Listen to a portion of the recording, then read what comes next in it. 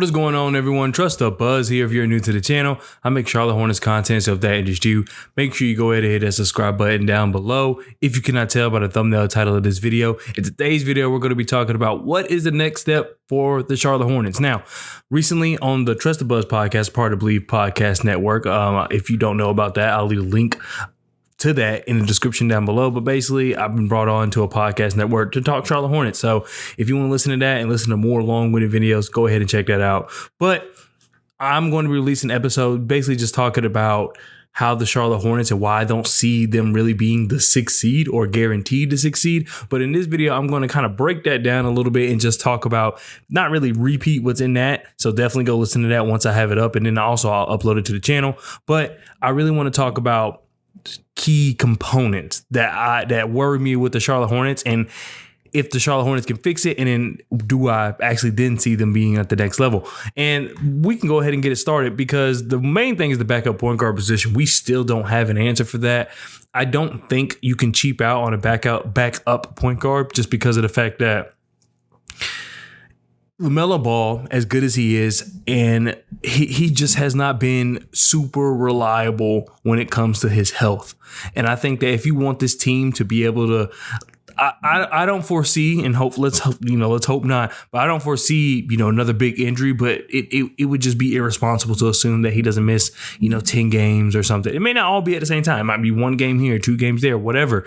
But I think that if you want this team to really make the playoffs, to really be a 6th seed and not have to go through the play-in, you're going to need a reliable backup point guard. Now, I don't really know who will be available, so it's really hard to guess. The free agency market is all dried up. I know that we saw reports about the Charlotte Hornets be possibly interested in DeLon Wright, and then I did a whole video discussing what DeLon Wright does and how he could be useful for the Charlotte Hornets. It's just, even then, you just want a better backup point guard for the fact that you just do not know what you have with LaMelo. And you would want him to rest as much as possible if he does, for whatever reason, end up with some kind of injury. You don't want him to feel like he has to hurry back. Because I want to say, was it last year? So many people were going down with injuries. It felt like as soon as one person came back, or as soon as one person got injured, they had to rush someone back just because they didn't really just have enough quality players. And you don't want that. LaMelo was one of the people who spoke on that. Like, hey, yeah, you see guys go down and you want to come back, a little sooner than possible. Something like that. That may not be exactly what he said, but we saw it, and there's no way you could deny it. So I think that we need a backup point guard that can really hold down the position so that LaMelo can get the rest he needs. Just so if he were to have an injury, it's going to be a misstep. There's going to be a drop off from LaMelo to whoever we have as a backup point guard. But I feel as though you get a veteran, mature backup point guard. I feel as though even Ish Smith, I wouldn't say is the answer, but like a guy like that, what we had 2 years ago, when he came in, there was times where he took over the game, and it was like, okay, this guy is obviously the floor general, and the team didn't miss a beat as far as just there was a drop off, but it just didn't feel like, oh, now we just suck. It was okay, this team can maintain, and that's all we're asking for. The long right can do that. There's probably plenty of options. I just don't know if they're available. So that's one thing that I think the Charlotte Hornets need to figure out, is their backup point guard position. Another thing is just the bench in general. There's no one on the bench that I'm just excited about. As far as I know, the lineups will be staggered, and then you'll have some people, playing with the starters, or playing with 2 starters, playing with 3 starters. There will always be at least 2 starters on the floor. I get it. It's just there's still no one on the bench that I'm really 100% just feel confident about, as far as just leading the bench unit, and just not feeling like there's such a significant drop off between whoever our starter is and our bench. Now, that is based on what I think the starting lineup will be, and we're not going to include PJ in this just because I don't even know. I'm pretty sure he'll come back and probably on a qualifying offer. I'm just not 100% sure, so I'm just not going to even add that in there. We'll figure that out when we figure it out. But as of right now, I see the starting lineup being LaMelo, Terry, Gordon Hayward, Miles Bridges, Mark Williams. I think Gordon Hayward is the guy you got to take out. I say that because then we can enter Brandon Miller into the starting lineup. Now, I know some people are saying, why is a rookie in the starting lineup? He has to earn it. I get all those sentiments.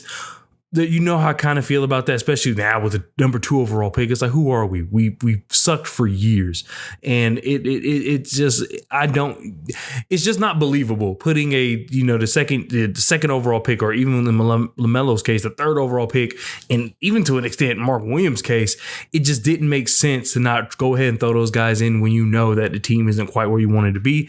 With this team looking like they may try to make some kind of playoff push, I could see wanting to have Gordon Hayward in the starting lineup, but it's not who you start until you finish. And I think if you have Gordon Hayward in the bench unit, you have a guy that can run the offense, that can play pick and roll, someone that can play make, someone that can score.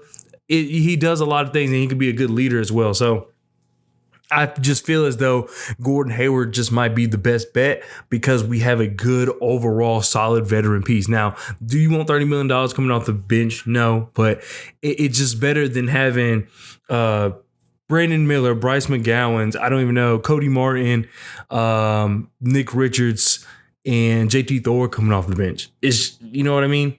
That bench unit, they're all good in their own right. But is that a bench unit where you feel confident, okay, with that bench unit and our starting lineup, we can go ahead and jump straight into the playoffs as a 6th seed and do something there?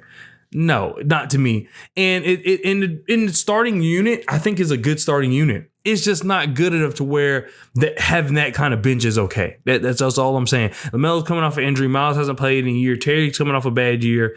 Who did I say? Gordon.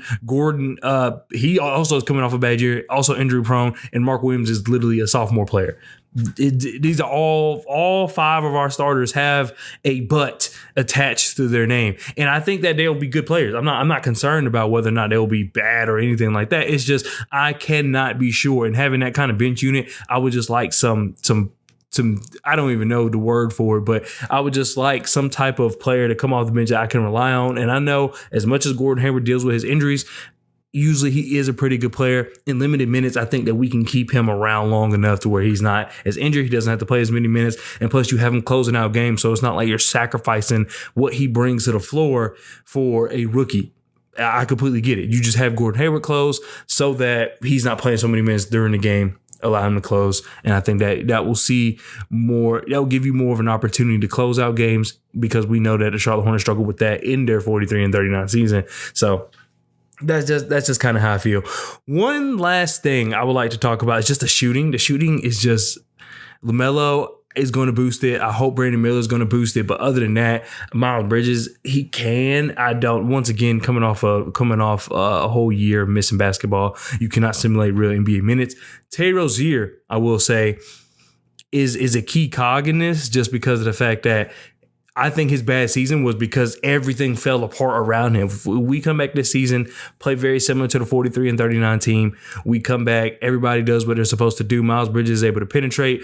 Terry more often is going to be open in the corners. You got LaMelo Ball being the actual lead guard. Then Terry Rozier is going to be able to move off ball, catch off screens. You can run actions for Terry Rozier. LaMelo can get him the ball. LaMelo's he's definitely good enough of a playmaker to get Terry Rozier the ball, which is something that I feel like a majority of the players last year when LaMelo wasn't playing couldn't do for Terry. And also Terry usually was the ball handler as well. So it just made it very difficult for him to really get in his shot, get the shot selection I think he really wanted. So those are things that I feel as though you have to think about.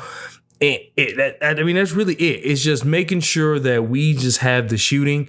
There's factors where I can see it happening, but as of right now, there's just no clear-cut answer. So if any of those three things get answered, then I can feel way more confident about, all right, we're moving into the right direction. All three of those things can be handled if you get the right backup point guards. Depending on who the backup point guard is, you have one, like I said, a backup point guard. Two, a guy that can lead the bench and just help solidify that bench unit, fortify that bench unit, make that bench unit a lot better. And I can feel a lot more better about it. I think it just needs more of a veteran presence, similar to Kelly Oubre, but just more efficient. I don't necessarily need the ability to drop 30 anytime or hit 7 threes in a quarter.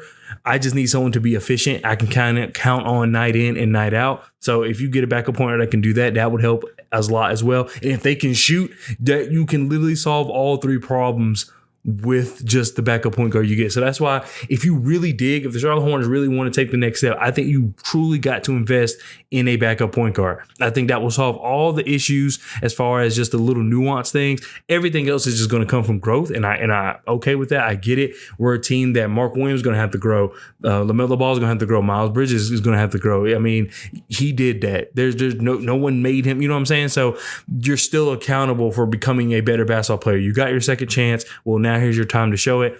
Get your money as well. Terry Rozier has to improve from last year. I know they asked him to do a lot. They asked him last year to do a lot of things he doesn't normally do. Well, this is your chance to get back into your mold and show everybody why. I mean, at points, even still, some people say we got the better end of the deal when it came between trading essentially Kemba Walker for Terry Rozier, because Terry Rozier was this guy who was just inefficient, but he was kind of a spark plug on an offense for the Boston Celtics. He comes here, he becomes extremely efficient and becomes just much more than a microwave or spark plug. He becomes a true, valuable shooting guard. So let me know what you think of all that down in the comment section below. Like I said, I'll be kind of touching on that in a long-winded form on the Trust the Buzz podcast, and I'll link that below as well. I'm probably going to release the episode on Monday for there, and then I'll probably release it on Tuesday the next day on the channel. Thank you so much for watching. Like I said, I have content planned. It's just work. Work has been really busy for me lately, and just life in general. And also there's no basketball. And I kind of course, set my life around, picking up stuff and doing things while there's no basketball, so that I can get life stuff done, and while there's really nothing going on in the basketball world. But you'll see more content. I'm probably going to do more like thought out content, and we're going to have film breakdowns and all kinds of stuff like that. So that is going to come your way. News probably will slow down, except outside of the podcast, but still, we're still going to have content. So thank you for supporting. Continue support. Go ahead, like, subscribe, all that good stuff. And I'll see you next time. Peace.